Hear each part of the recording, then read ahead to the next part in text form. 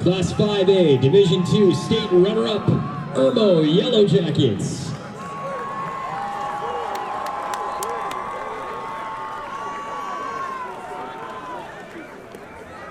In turnovers and you know, a lot of stuff that was uncharacteristic of us. Some early penalties, some early self-implosion. Just not where we wanted to be going into halftime, and it's tough to battle back from a deficit like that. But we tried to show some character that second half, and when that clock starts going as fast as it did, it's tough to get back in it. You were watching the ceremony over there. You've done that second year in a row. I mean, that's what goes through your mind when you see them celebrating? Well, Reg, in our culture now I have to teach by example, and I have to teach every day. And we talked about at halftime, you know, if things didn't go our way at the end, we got to stand by the road. And I got to be the prime example for that. I got to be the example to show our kids that the sun will come up tomorrow, and that, you know, sometimes you got to cheer as the winners go by. What do you guys remember about this group? You talk about a group in the mud, well, and a scrappy group. Yeah, they were scrappy.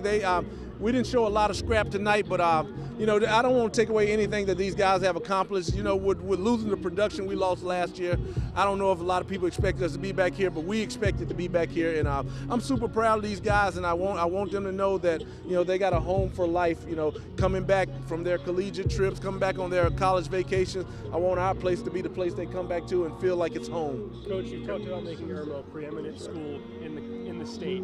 Back-to-back runner-up finishes, despite how it ended up in this game. Do you feel like you're there?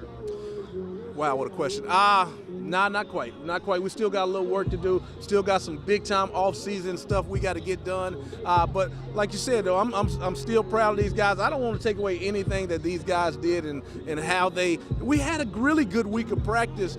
It's just that when you run into a buzzsaw like that and you keep having mistake on top of mistake, these guys and Coach Watford going to always capitalize. They've been doing it all year. They've been capitalizing on other teams' mistakes, and so that was our primary concern. Is we didn't want to come in here and self-destruct and make the mistakes to give them easy field position. And those guys stayed in great field position all night, and they have an excellent return game. They have excellent special teams, and special teams played a major part in the difference in the game tonight.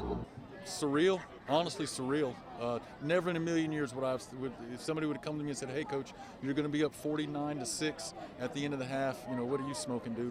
What's going on there against that team right there with the collection of talent that they have over there and the players they put together and the way they were able to come back from last year and come back to it again. You know, never in a million years would I would have thought that would have happened. So, you know, I don't. It goes beyond description. You know what I mean? I mean, I'd love to hear how y'all describe it. Because you know, I'd probably feel like I can't put it in words. So, And you, as far as everything that they've accomplished in the school and the program, but they've never won 2 in a row. How does it feel to be part of that? To be part of back-to-back champions? I'm still in a little bit of shock over it. You know, to do something that's never been done at Northwestern. There ain't many things left. You know, there's not many. We're not going to get a scoring record because of the 42-point rule. We're not going to. You know, now we're playing one less game a year if we win all our games. So some of those records that are put up there by some of those guys in years past are untouchable. But you know, if we can just keep winning and keep doing the best we can, then, you know, this win, once again, I think we're the winningest 5A program in this decade. Just by a few points over that team there in Columbia, the other team in Irmo, just by a few percentage points. But the winningest 5A team this decade, I'll take it all day long. Lead position there. If you get told, kick off. All right, here we go. You just come on. There we go. That's right. Thank you. Hey, let's go home. Let's go back to Rock Hill.